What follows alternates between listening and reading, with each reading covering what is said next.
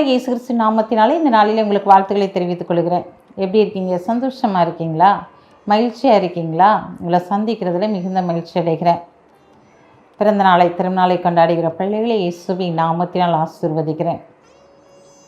இந்த நாளிலும் நம்முடைய வாழ்க்கையில் ஆண்டவர் ஏன் பதில் கொடுக்கலை, ஏன் ஆசீர்வதிக்கலை அப்படின்னு சொல்லி அநேக காரியங்களை குறித்து யோசித்து கொண்டு இருக்கிறோம். அவர் என்னுடைய வாழ்க்கையில் எல்லாவற்றையும் செய்து முடிப்பேன்னு சொன்னார், இன்னும் செய்து முடிக்கலையே.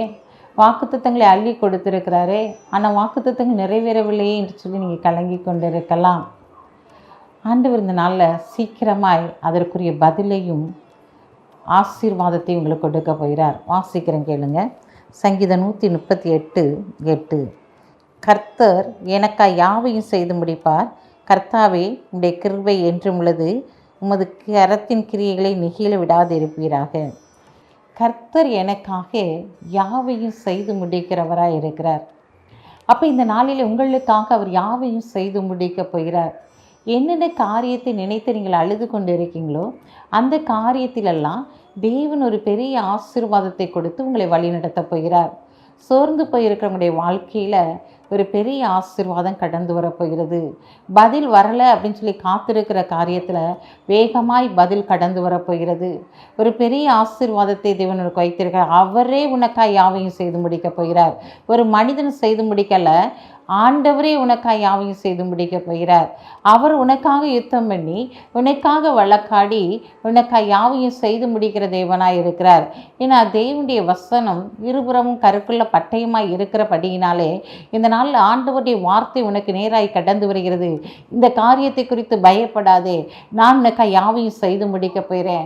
உன் பிள்ளையுடைய காரியத்தை குறித்து கவலைப்படாதே, உன் கணவனுடைய காரியத்தை குறித்து கவலைப்படாத, உன் வியாதியை குறித்து கவலைப்படாத. எல்லாவற்றையும் நேர்த்தியாய் அதினதின் காலத்தில் செய்து முடிக்கிறவர். இன்றைக்கு உனக்காய் யாவையும் நான் செய்து முடித்து உன்னை ஆசீர்வதிக்க போகிறேன். சோர்ந்து போகாத, இந்த நாளில் துவண்டு போகாத, நான் உன்னோடு கூட இருக்கிறேன்னு சொல்கிறவர் உன் அருகிலே கடந்து வந்திருக்கிறார். கலங்காதீங்க. ஏன்னா நம்ம அப்பா நம்ம கூட இருக்கும்போது எந்த இடத்துல நம்மளை வெட்கப்பட விடுவதே இல்லை. நம்முடைய தலை நிமிர பண்ணுகிறவராய், நம்மோடு கூட இருக்கிறவராய், நமக்காய் யாவையும் செய்து முடிக்கிறவராய், நம்மை ஆளுகை செய்கிறவராய் இருக்கிறபடினால இந்த நாட்கள் நீங்கள் கலங்காதிருங்க. உடைய வாழ்க்கையில் நீங்கள் ஒரு அதிசயத்தை பார்க்க போகிறீங்க. கண்களை மூடி ஜெபிப்போம். அன்புள்ள ஆண்டவரே, இந்த நாளுக்காக உமக்கு நன்றி செலுத்துகிற ஆண்டவரே.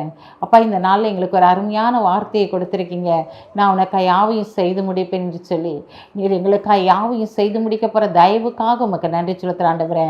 என்னென்ன காரியங்கள் குறைவுகளோடு காணப்படுகிறதோ அத்தனை காரியங்களை நிறைவழித்து நீர் ஆசீர்வதித்து உயர்த்த போகிற தயவுக்காய் உமக்கு நன்றி செலுத்துகிற ஆண்டவரே.